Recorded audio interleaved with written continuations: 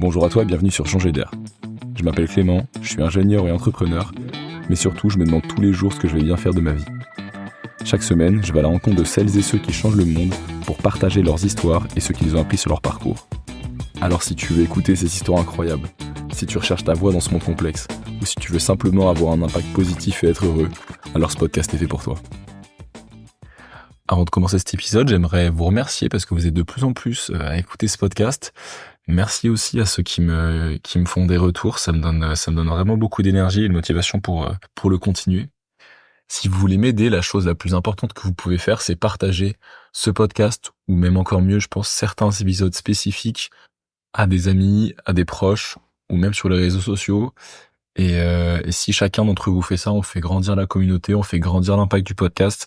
Et moi, ça me permettra aussi d'aller chercher des sponsors pour investir dans du matos, pour investir dans des outils, et globalement pour vous proposer des épisodes d'encore meilleure qualité.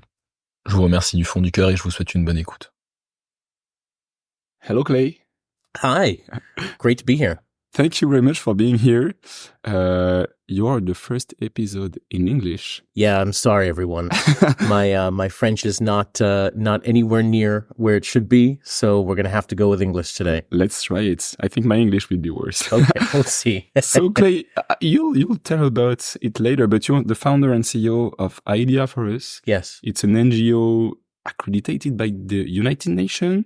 You also are a biologist, I saw a poet, an environmental activist. Maybe we spoke a bit for 5 minutes. You seems to have many lives, which is amazing.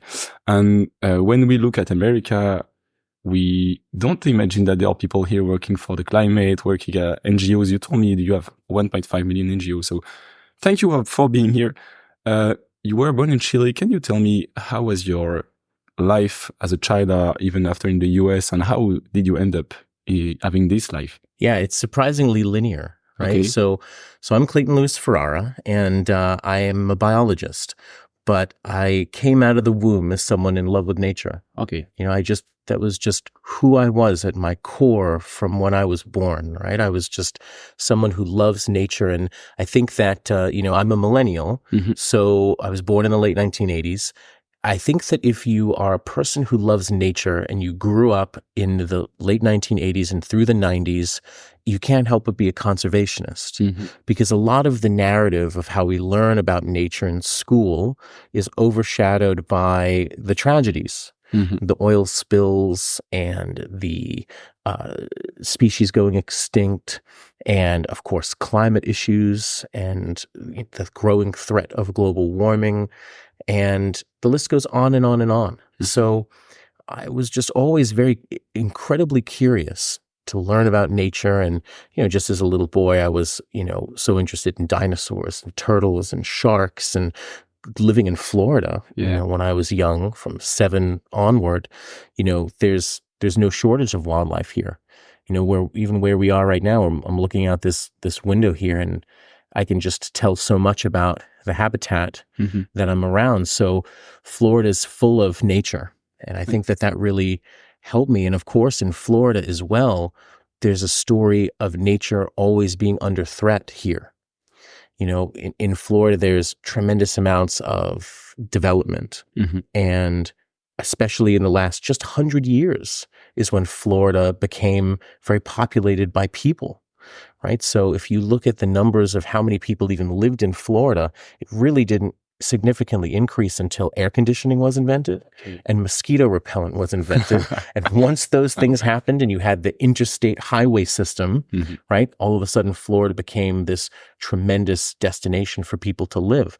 So most of the development that's happened here has happened in less than a century. Oh, okay. It's a bit like globally. Like when you see the curve of the population, it's all around. And isn't it one of the bias you have in America that's saying you have amazing parks, you have amazing wildlife.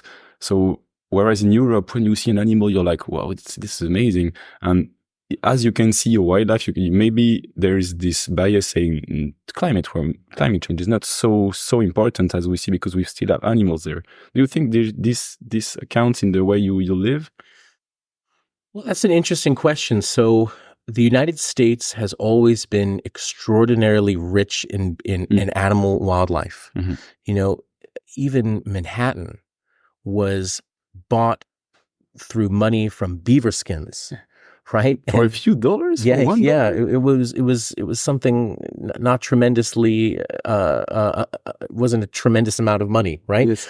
But what's really interesting is that, you know, the United States is a very interesting place. We very much so have a unquenchable spirit of adventure and exploration and taming of wild places in us. Yes. You know, and people long for that as something that is still very much so part of the American zeitgeist.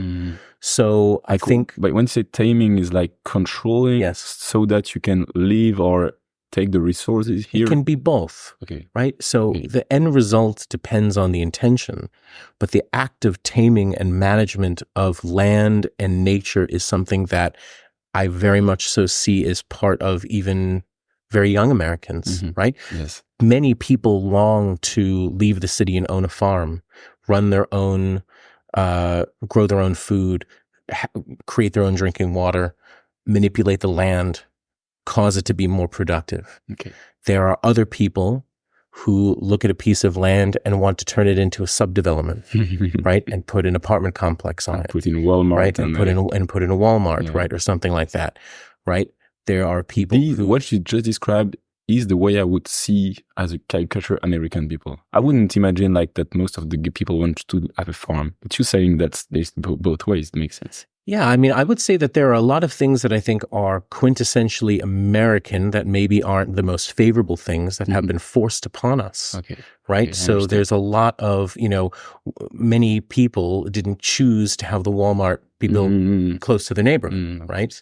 But it was. And then it's convenient, and then they don't have a lot of money, and it's a source of cheap goods, right? And one can elevate their quality of life for not a lot of money.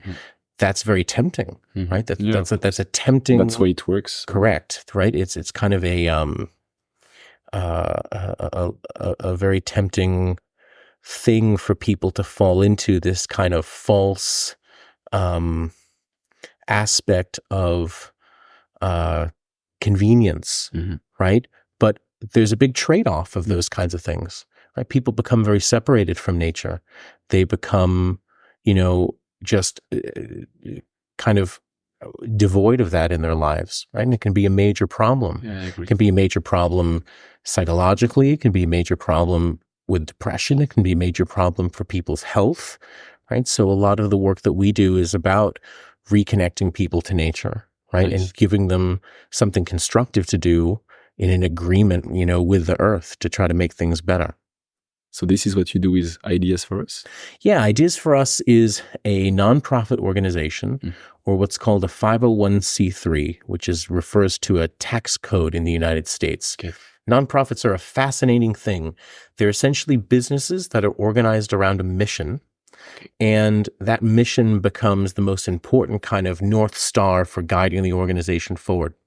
In Ideas for Us, our mission is to develop ideas, fund action, and scale solutions that solve the world's most pressing environmental challenges. Oh, wow. So in these three aspects, so what we want to do is we want to develop ideas, right? Because most people in communities can think of things that would make their community better, but they often don't know the path to share those with other people. They don't know how to develop it into a plan. They don't know how to fund it, but they are full of ideas. We feel that there's this untapped wealth within people in the communities that are often disparaged or suffering or have a lack of connection, where people have a lack of purpose, which in all honesty could be any of us in modern society. So we want to develop those ideas out of people, and then we want to fund the action, right? Because any plan should involve action. We're an environmental action organization. Right. And that's one of the distinct differentiators between Ideas for Us and a lot of other nonprofits out there, is that we focus on environmental action as opposed to environmental advocacy. So and there's a difference. So you go to communities and you say, do some of you have some ideas for your communities and that could help the environment, and then you help them take the action to make these ideas come to life. Correct. Wow, that's amazing. Yeah. I'm going to do that in France. So we fund the action, right? And how do you fund it? Geez, through fundraising. Okay. Right. So we're entirely self-fundraised. With foundation, of course. Foundations and individuals donating money and businesses that will donate money from government grants and from money through taxes that come to the state or to the federal government. If we have a idea that's good enough and will benefit the public, then we can pitch that and seek funding, right? So it's very active and never stops, right? So there's very much so an element of this constant heartbeat in the organization of searching for resources to power these programs. But the cool thing is that many of the programs, once we fund the action, right, then we want to scale the ones that are solutions, right, and bring them new places. And what was really exciting was early on in the organization, when we started to spread internationally, we started to see that these solutions can work in many different places. And something that people come up with in Florida could be brought to Nepal. Something in Nepal could be brought to Liberia. Something in Liberia could go to Romania, right? And we can have this kind of sharing of solutions. Wow. So it's interesting. Our mission has nothing to do with wanting ideas for us to be in every college in the United States or every community or any of those things. It's not even about helping people live more sustainably. It's mainly about the development, funding, and scaling of the idea itself to solve a distinct problem in sustainability. I'm sure many of your listeners know this already, but sustainability is three things overlapping. The first thing that it is the environment, of course, right? That's kind of the easy one there. The second thing is that it's the economy as well, and an economic aspect, right? So environment, economic. And the third thing is social. Wow. Right? So social, environmental, and economic. That's interesting. Those three things together is essentially what sustainable development is. Okay. So if I wanted to do a project where I maybe... do you have some examples of ideas on projects? For sure, of course. So one of our flagship programs that we created, we brought people together in a community to talk about food deserts. And this is probably, you all know how to eat in France, that's for sure. So the idea of a food desert might be very scary to your listeners. But what happens in the United States is that we are a very car-centric society. And car-centric, yes. You drive all around. Everywhere. Okay. And in fact, cities are built with cars in mind. And sometimes even the money to build roadways and things have been provided by car companies and car lobbyists, right? So that you have not very much public transit or no public transit, and then cars that are there. Well, many cities and the way that they're built, especially in poor neighborhoods, those neighborhoods are far from supermarkets. Okay. And they're far from places where people have access to fresh food.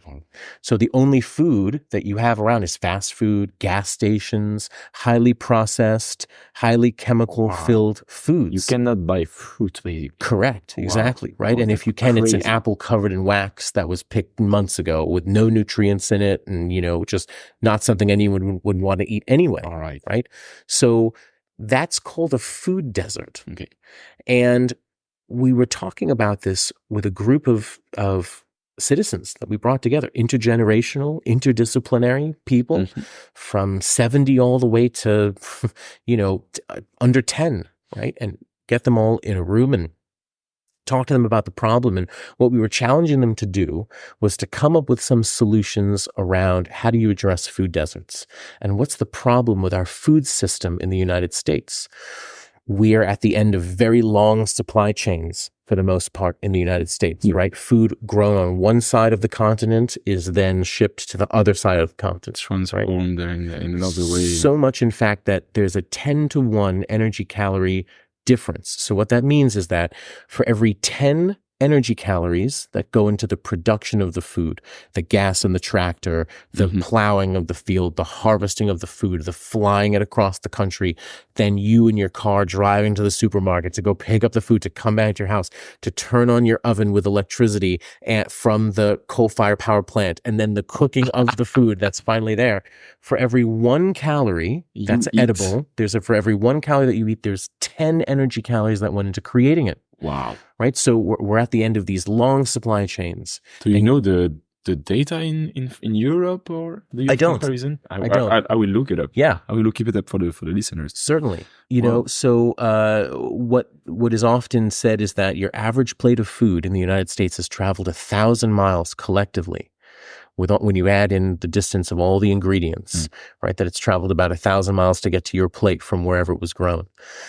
So this is a problem. This is a problem. We also talked about how people just need excuses to come together in the community and do something as a group, get to know one another.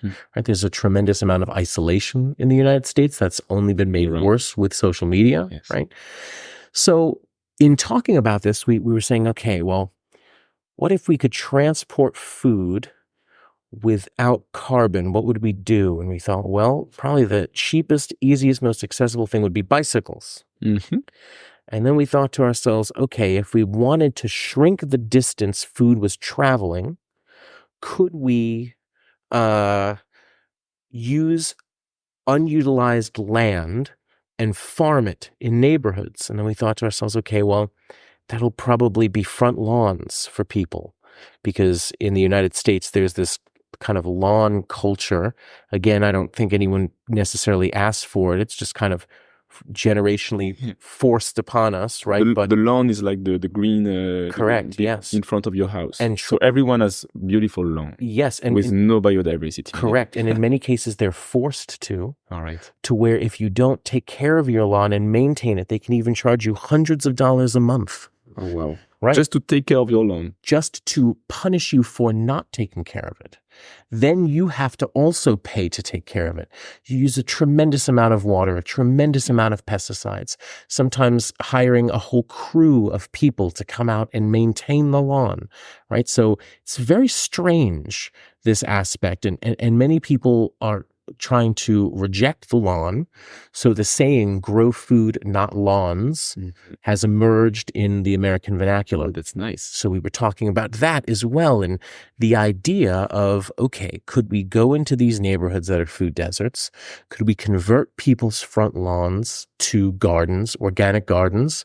Could we then bring volunteers around on bicycles and farm and then bring the food to both local markets that we would start in communities that don't have farmers markets, or sell the produce to local restaurants, or bring the produce to local food kitchens?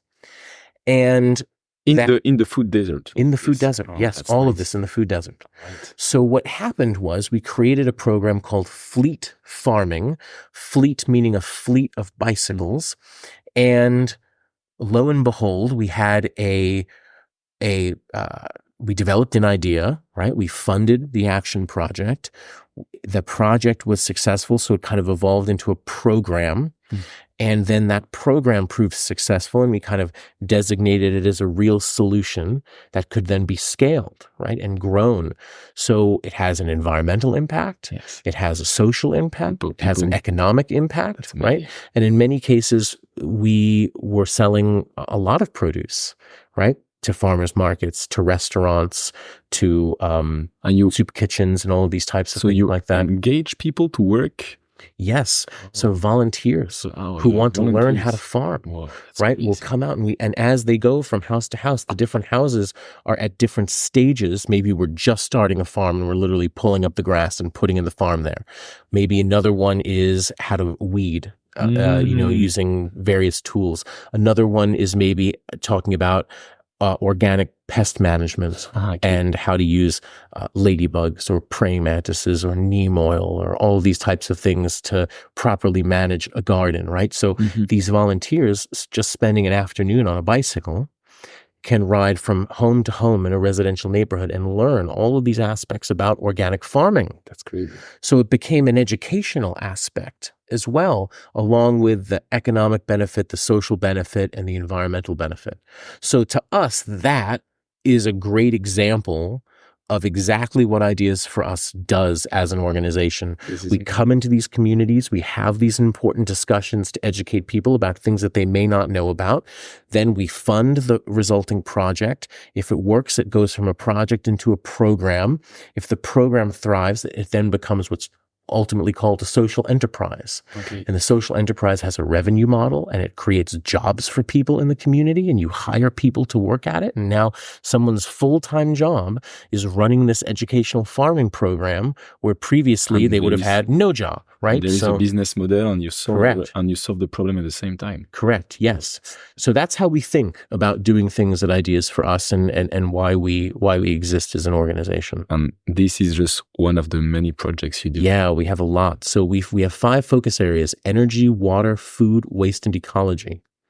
Yeah, so we have projects that are like this in energy and food, waste, ecology, water related. And do your funders sometimes say, okay, this project is an amazing project, you're going to have a social enterprise, a social company? Do they invest as investors in companies, or do you just help them launch the company? I'm thinking about the business model of how it That's very American of you. Yeah. So you're like a venture capitalist. You've been here 3 days. You're already a venture capitalist. No, but it's just to understand how of course, how can we do this? Yeah. So philanthropy is very interesting. So so philanthropy, right, is the act of intentionally giving money to have some type of outcome that benefits many people, usually the public, usually a kind of like vulnerable group of people, like children or the elderly or people with certain diseases, or you name it, right? Philanthropy is kind of reserved for the most important problems in society, right? If you think about capital, for those of your listeners that are maybe more economically minded, right? Any idiot can go out and get a loan or a credit card and run up a bunch of debt. Maybe someone who's a little bit smarter than an idiot can pitch to a venture capital firm and trade equity for cash and run their business. But if you want free money, millions of dollars that you never have to pay back, then you're talking about philanthropy. But those dollars are usually reserved for the biggest problems in humanity: combating cancer and disaster relief, and helping fund hospitals, and flood and typhoon recovery, all of these types of things like that. So, when people donate money through a business or as an individual, they're getting a tax benefit, but they're also donating because they know that that money is going to help and advance the mission of whatever the organization is. So some nonprofits have missions that are very clear why someone should donate to that particular organization. Maybe they're a children's hospital, right? And they provide care for kids, whether the kid's family can afford it or not. Very clear and very easy of why someone would want to donate to an organization like that. Other nonprofits could have much different goals, right? A nonprofit could exist to protect a patch of trees somewhere, want to turn it into a nature preserve, and they have to then make the argument as to why that's so important. So it's certainly not easy, but a lot of money does flow through philanthropy, a tremendous amount of money, in fact. So much that there's over 1 million nonprofits in the United States. Most of them are quite small, but they are a powerhouse that is doing a lot of good in the community, at least the well-run nonprofits. That's amazing. How did you start Idea for Us? So it was very organic, right? Of how it started. So the kind of, I guess, impetus of this whole thing was that Chris Castro would be a great person for you to speak with. Chris Castro was a student at the University of Central Florida, and he took a class called Environmental Sociology. All right. And it was taught by a brilliant lady named Dr. Penelope Cannan. And environmental sociology looks at how human beings have interacted with the environment, and also especially about the decisions that people make. Sociology is a really fascinating kind of science that looks into how and why people think the way that they do and behave the way that they do. And it's kind of like a combination between anthropology, statistics, marketing, right? All of these things. So neurology. So you kind of look at this through the environmental lens. And one of the things that all of the students were challenged to do in this class was to come up with a project afterwards. And Chris had the idea of, okay, well, what if we start a student club on campus? And what if this club is focused entirely on environmental action as opposed to just advocacy? And they began.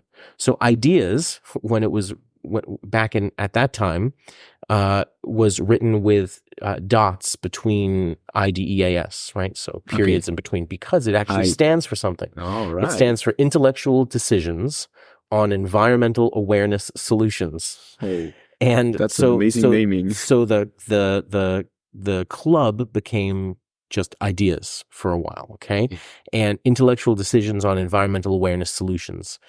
And their first project was cleaning up a lake on campus. And they tried to register as a student organization, and the college said, no, there's already enough environmental clubs on campus. Then they held so many events and got so many articles written up about their work on campus only in the student newspaper, that after a year of being denied to become a student club, finally they were allowed to be. Okay. And so this was something that was run out of a dorm room, and organized to be a club, and then started to spread because people were so excited, and everyone who was part of the club, we were in college, and we had friends that were elsewhere around the country. So you talked about it, and exactly, started. And then slowly more branches started to appear. What was really cool was by about 2011, it became really obvious that we needed to go from being just a student club and evolve into a nonprofit. So the nonprofit became Ideas for Us, because the idea was, okay, how could we make Intellectual Decisions on Environmental Awareness Solutions longer? It would be Intellectual Decisions on Environmental Awareness Solutions for Us. So Ideas for Us kind of blossomed that way. And we always think of it as, well, these aren't ideas for me. They're not ideas for you. Ultimately, what we're trying to do in sustainable development is come up with an idea that's going to benefit all of us, right? So this is where this Ideas for Us kind of concept came from. And so, we started as a nonprofit in a dorm room run by like 5 people, and built this thing out of there to where today we're a United Nations accredited NGO doing work in almost 40 different countries around the world. We're still headquartered here in Orlando, right? And Orlando is a very special place, where you are is very much so tourist land, right? It's newly built in the last 20 years, some areas even newer. It's very geared around churning people in and out of hotels and to the theme parks, right? But there's a whole nother Orlando that is very arty and very environmentally minded, longing for a really kind of tight community. Orlando is kind of a big little town. Lots of people know one another. We have a very strong food scene here.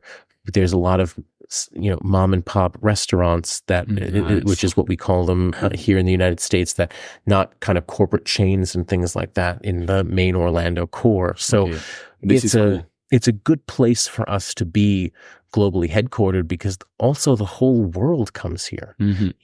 For the last 2 years consecutively, Orlando was the most visited place in the United States. We had over 70 million people through the airport here, right? So just wild, the amount of people that come through here and, get to know and see a little bit of the community here. So we felt that this is a good place for us to remain headquartered, even though we don't really have any jurisdictions of where we can operate, right? Okay, Which is I really understand. important. That's another thing that I think is really you can do important to anywhere kind of you want. touch on for your listeners is that, like, okay, so we wanted to create a nonprofit organization. We wanted to be really, really intentional in doing it. So some of the first things that we hammered out was, what are our values, and made sure that that was tremendously clear for us, and that it was something that we would agree on and not pivot from.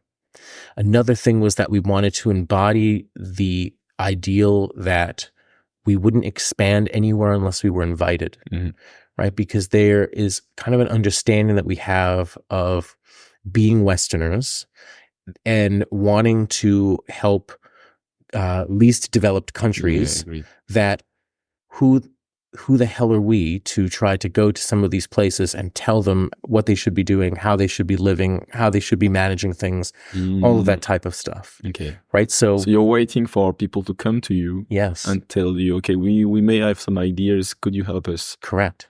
Exactly. Wow, so because of that, to this day, every place that we've ever expanded to has come from a real human being reaching out to us in partnership, wanting our help. Right.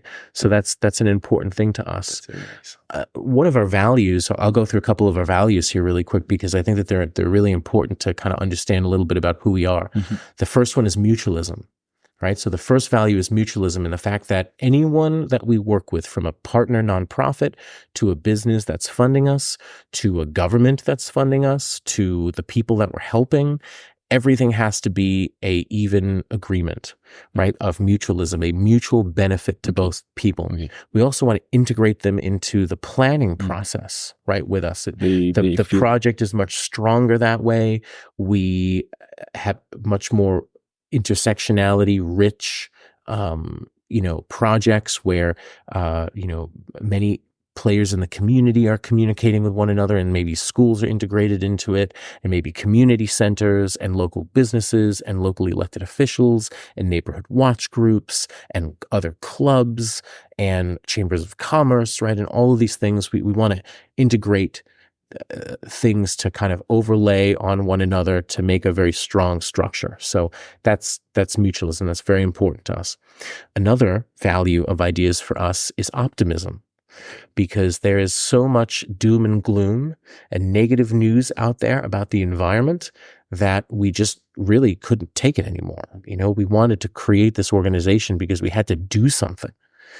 So I was telling you about this earlier, like when you told me about the church lands, and when you tell me about this project, I think we should hear about this more, because indeed there are problems, and I have some question for you. But once you hear that some people are working on some solutions, wow, it gives you hope, it gives you energy. Of course. So that's it's inspiring. Optimism. Yeah, right? That's inspiring. It's inspiring, and it's inspiring to do something. Not to say, oh, no one cares. Yeah. People care. Yeah, of course, people care. And not only do people care, but people are accomplishing extraordinary things, and they should be recognized for it and helped. And I think that one of the great things about a nonprofit organization is, for anyone that's part of one or works for one, right, you kind of stand for something greater than yourself. There's a purpose behind you and your actions and who you are as a person, how you navigate yourself in the world. I think that's an important part. Being human is about. Yeah, for sure. At the end of your life, you've noted that you just, whoa. Yeah. It's definitely part of being a fulfilled person, right? And feeling that that what you're doing in your life has a purpose, and that it's a benevolent one in helping others, right? That's super important. Another value of ideas for us is resilience. And resilience is really important because many people talk about sustainability, but sustainability is really just the bare minimum.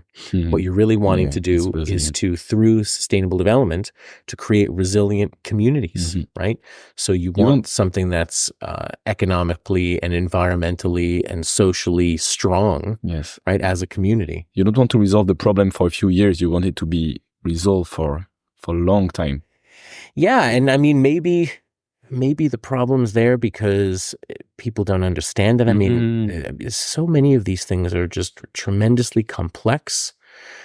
So many of them have are the result of mismanagement or non-attentiveness for sometimes decades, and there's an element of just the status quo in a lot of things, so that's definitely a part of it for sure. Okay. Another value of ideas for us is diversity, and we don't necessarily mean diversity of people, but more so diversity of ideas. Okay. And we go out of our way to find people who don't agree with us and to talk to them. So for a while there, we did an event called Drink Beer, Talk Climate. Oh, nice. Where we would basically go to local pubs with a PA system and a microphone, and we would invite climate deniers to come out and drink with us and get on the microphone and ask us whatever they wanted. Okay. Right? And it was great because when would they ever have... Can I find what you just said? Can I share the link on the... Yeah, of course. Yeah. So we did this program and it's not trademarked or anything. We just came up with the name of it. So anyone can do this wherever they are in the world as an ideas project. And, you just drink beer, talk climate, and we invite people out like, hey, come on out, have a beer. We're at this pub and we'll have a microphone and a PA. Let's do an AMA. Ask me anything about climate, sustainability, nature, all of these things, right? That's amazing. It's a great, we always viewed it as kind of like a public service, right? To where when else would people who are at least open to want to talk about these things have this kind of dialogue? Right, so that's a really, really important thing. Have you seen a change in the way people see the environment, the climate around you? Like has it evolved in the last few years, in the last 15 years, or when we started doing this in 2008, we used to say that talking about sustainability, especially on college campuses and to businesses, it felt like selling computers in the 80s. Okay, to where we would be like, just for the listeners. People just don't understand or don't care about what you're saying. Correct. Am I right? Okay. Yeah, exactly. Right, to where we're like, trust us, this sustainability thing is going to be really big and this is important. You should care about this stuff. Trust us. Yeah. Well, blah, I blah, need to make more money and this isn't... Or whatever it is, right? Or a college, for instance, wouldn't care about being net zero. Yes. Or it wouldn't care about solar on its campus. Or it wouldn't care about having... I have low, cheap energy. Why would I do anything? Correct, right? Or they may not care about improving their HVAC system for the energy efficiency of it, right? Because that just wasn't a concern, right? So lo and behold, right? Fast forward now 16 years later, right? And in the United States, most college campuses have a sustainability director now. Okay. And the sustainability director is integrated into every department of the college. And they're looking at the sustainability of, the different departments and the upkeep of the college. And they're converting even lawn care stuff to electric instead of gas powered. And right, all of this kind of stuff is normalized now. Okay.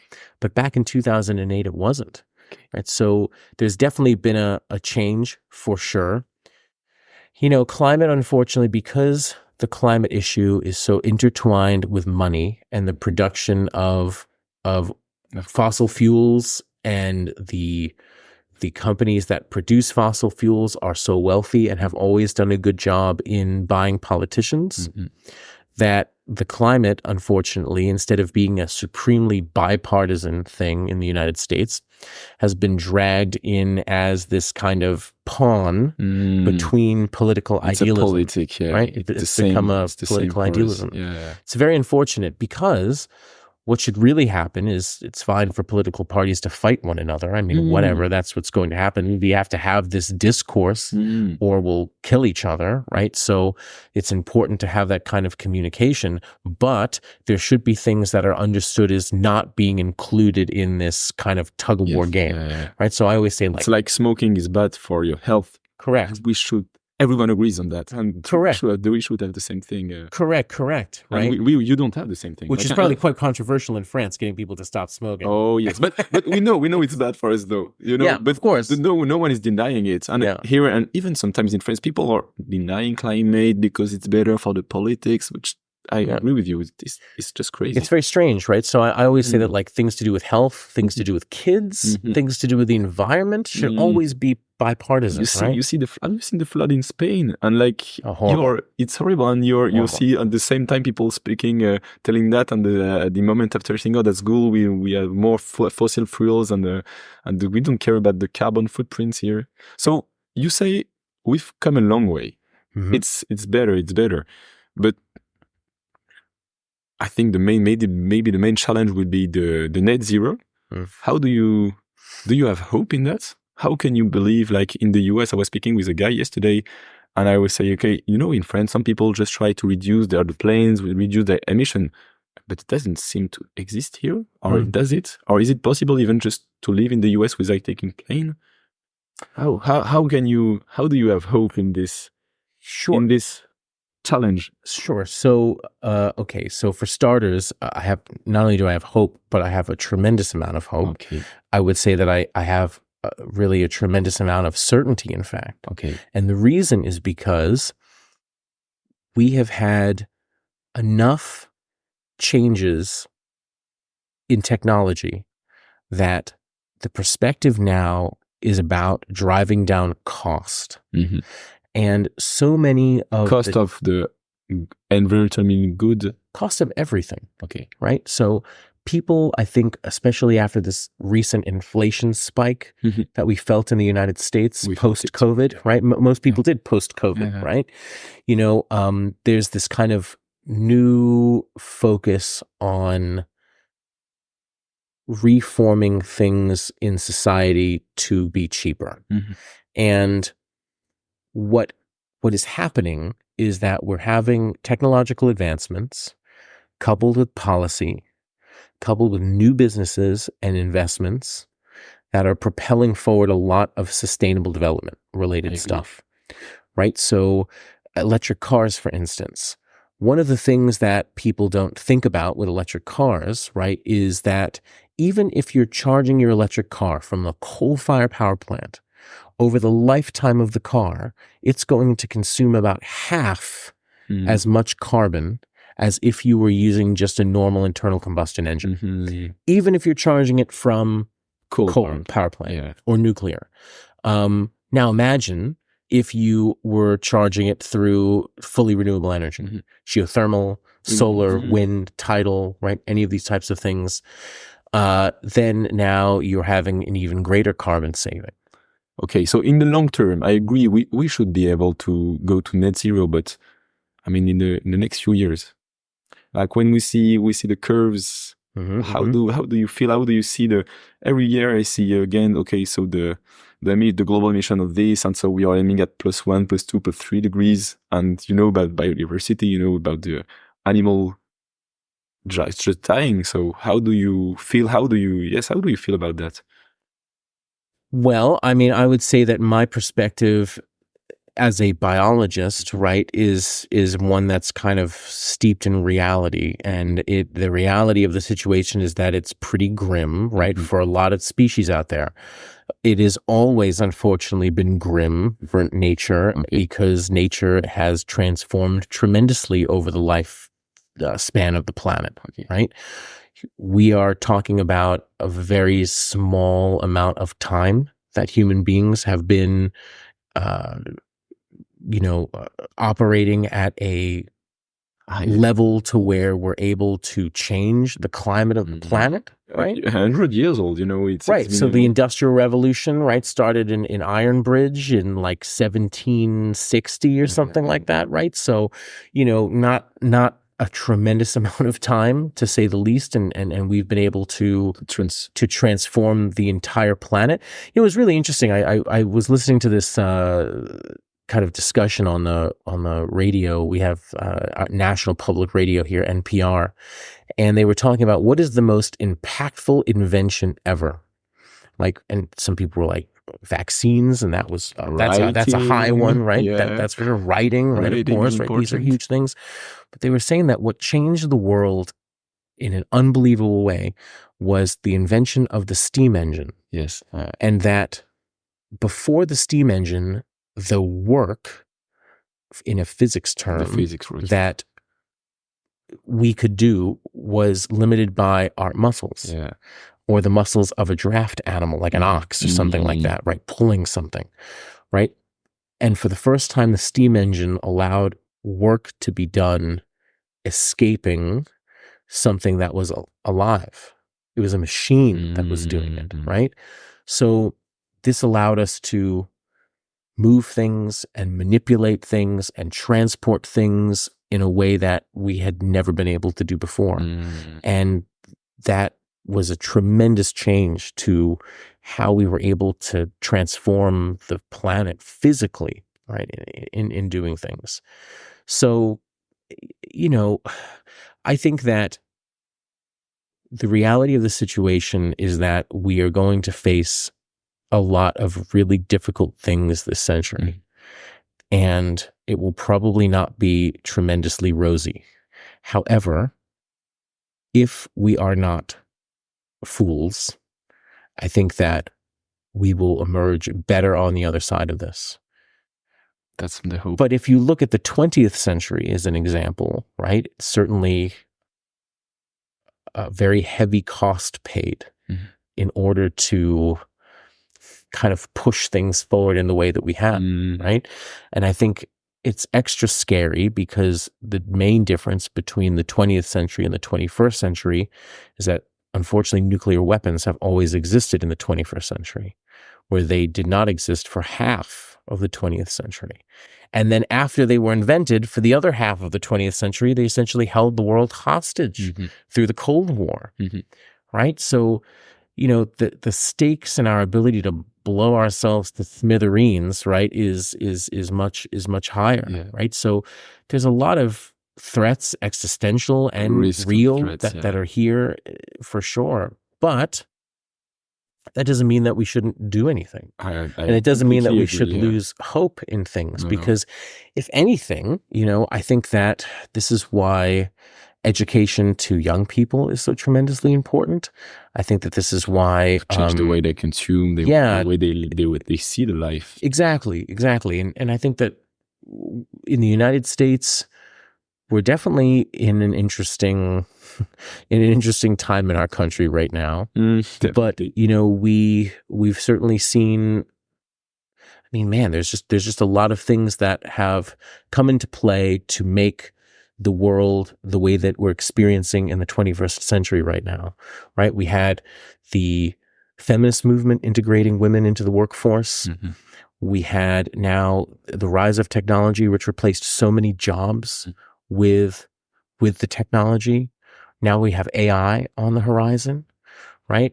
We had the first wave environmental movement that created the national park system in the United States, the second wave environmental movement of the 1960s that created the Endangered Species Act and the Clean Water Act and the Clean Air Act, and inspired many other places around the world to create those same kinds of systems and considerations as well. People really have no idea how polluted the air and water of the United States was pre-Clean Air and Clean Water Act. Okay, so this is progress. So do you see a change in the young people way of seeing the life? In France, there is these huge meaning things, like people don't want to consume anymore. They say, we've been told that to be happy, we have to have a car, we have to buy this, we have to consume a lot. And so there is, I don't know exactly how big it is, but there is some real change in the view of the life we want to live. Do you see something like that in the US? Yeah, I mean, I think I listen in the US, but you've been around, so yeah. Do you see what I mean? There is a profound, for me, philosophy of life that's been transforming from our parents and the parents before them to us, who are saying, oh, the way they were living, they have been living, the dream they were selling to us, is that really something we want? Yeah. That certainly exists here. Whether or not it is an extension still of the counterculture of the 1960s that emerged is one question. I think I can best answer this with a quick story. Please. And you have 15 minutes. Okay, perfect. The quick story is that when I was in Rome in 2019 to see the Pope, yes, Chris Castro and I were walking through the streets of Rome, And outside the Chamber of Commerce, we came upon a group of protesters that were laying on the ground outside of the Chamber of Commerce. And they were from, what is it called? Extinction Rebellion. And they were from Extinction Rebellion. So we went right up to them and started talking to them and introduced ourselves. And, we're talking to this young Italian kid laying on the ground, and he's telling us about how he's there on a hunger strike and how they're on a hunger strike. They've been there 2 days. They're trying to combat the sixth great extinction, right? That we all know is existing and underway. And we just had this conversation with him, and we very much so listened. We wanted to listen to what he thinks. We wanted to listen to why he's there. We wanted to listen to what they're hoping to accomplish. Okay. So it was 10 years ago, approximately. This was 2019. 2019, okay. 2019, so 5 years ago. Yeah, 5 years ago. What was really interesting was we were kind of struck by this as it was like seeing a different, if we had taken a different path in sustainability. Because for instance, like for you both, the founders of correct, of Ideas First, you say. What was so striking to us about this was that, in the work that we do with Ideas for Us, we're creating plans for action projects around the world. In Chris's work at that time, he was sustainable director for the whole city of Orlando. Oh, wow. So he's creating policy and mandates and ordinances. He's bringing in millions and millions of dollars in investments to build more electric vehicle charging stations, put up more solar arrays, to have buildings be more energy efficient, saving tonnage of carbon, right? We're coming in and we're fighting for no styrofoam or reusable or single-use plastics in all city buildings. We're looking at different finance tools for creating loans for the adoption of solar in rental properties called property assessed clean energy financing. And it's a financial tool that we were able to bring into the county and get set up there to spur solar investment. And we're doing all of these things. We're farming food deserts. And, it was like, for us, we're like, hey, everybody, we understand why you are doing this. We agree with you, but there is another way than laying in the street starving to try to prove that the sixth great extinction is happening. And what was so striking to us was we asked them, we said, well, what are your demands?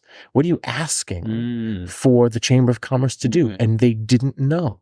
Oh. Right? There was nothing that they were asking. It was more so, it almost felt like it was like an art project, but it wasn't. Sometimes this kind of action strikes me as, if you take as the nature speaking through humans saying, stop, just wanting to alert the Chamber of Commerce or the entrepreneurs or the company saying, like people throwing soup in the museum saying, please just see. Pay attention, exactly. Yeah. But I agree, you need, I think you need these guys. Like you needed the feminist, the strong guy, like you needed the Malcolm X or Martin Luther King, like moving the lines strongly. Yes. And you need at the same time, it's real action. It is definitely coming from what I believe is a place of wanting to see change occur. Yeah. So as you said, it's the same thing for you. Yeah, it sprouts from, I think, the same place. But the path is very different. Right. And the outcomes are also very different. And what I worry about is that you want people to see sustainability as something that they can use to dream and to imagine a greater future and to inspire them.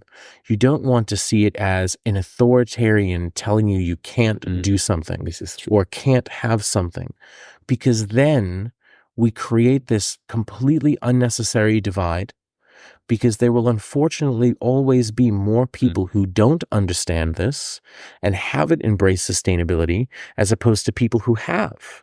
Right? So we have to find a way to to make people dream of sustainability. Actually. Yeah, absolutely. That's a very important piece of this. I completely agree. You can't change people's by just completely stopping anything. Yeah. I have a last question for you. Sure. How do you see, what kind of civilization do you see in like 500 years? How do you see us, humanity? That's a great question. Well, if we don't wipe ourselves out through nuclear war, then I think that we will have to adapt to a changing climate. Mm-hmm. I think that even if we could turn off all of the CO2 outgassing into the environment right now, we would still deal with a significant amount of global warming. We're also already seeing a tremendous impact from sea level rise, and people are going to have to change where they live, right? And especially, you know, if you look at where people tend to live, it's around the coast. Water. Of course, it's very, very coastal, right? Because before airplanes and before cars, that was how goods traveled, right? It was boats and shipping. You know, I think that 500 years from now is a really good question. Will we still have electricity? Will we still have technology, right? And the reason why I wonder that is because so many of what we think of as comforts of the modern world are very centralized. There's a power plant in the city, like Orlando here. There's a power plant called Stanton Energy Plant. And Stanton Energy Plant provides power for almost 1 million people, right? One building. If you were to blow it up, you would have people having no power throughout the entire city to almost, you know, millions and millions of people. So when you have structures like that, so centralized, it's hard to imagine it being around in 500 years. But if every single house was its own energy factory with solar on it and battery packs and was self-sustained, if instead of a dumb electrical grid, we had a smart microgrid, right, where your house can communicate with the electricity in your car, can communicate with the electricity in the roadway, can communicate with buildings that you're traveling to, right? And you have this kind of decentralization of the production of power. Well, if you decentralize the production of power, then what if you decentralize the production of food, like we were talking about with fleet farming, and instead of being at the end of a very long supply chain, what if everything was hyper-localized? And you had different neighborhoods that were producing these resources and goods, creating their own fresh water, handling their own waste, celebrating their own biodiversity that's unique, growing their own food, creating their own energy, right? Then I would say, imagine the world in 500 years looks and feels to me much better. Much more like communities. Huh? Yeah, because we're still all at the end of very, very long supply chains, and that makes it very vulnerable to suddenly go back to like it's 100 years ago overnight, just because you have no power, no internet, no refrigeration, and in the blink of an eye, you're back in 1890 again, you know, and having to deal with the world that way. And I don't think people are prepared in any way to go back there, right? So if we want progress and want to move forward, I think it'll be a combination of really intentional technology and hopefully the thought that goes into it, where we don't lose our humanity. I hope so. You know? So, but again, I think that's what sustainable development is about, right? As you said. The social aspects, the economic and the environmental. Thank you so much, Lee. Hey, it's been great talking to you. It's been really, really great. Absolutely. Merci à toi d'avoir écouté l'épisode jusqu'au bout. J'espère du fond du cœur que tu es plein d'énergie, que tu as le sourire et que tu repars avec des réponses et inspiré par notre invité. Bon, j'écoute aussi des podcasts et je sais qu'on a la flemme de le faire, mais ça prend vraiment moins d'1 minute. Alors si tu peux liker et t'abonner à Changer d'air, merci beaucoup. Ça lui donnera de la force et de la visibilité. D'ailleurs, si tu as des retours, des questions ou des idées, n'hésite vraiment pas à me les remettre en commentaire ou à me les envoyer par mail. L'adresse est dans la description. À la semaine prochaine!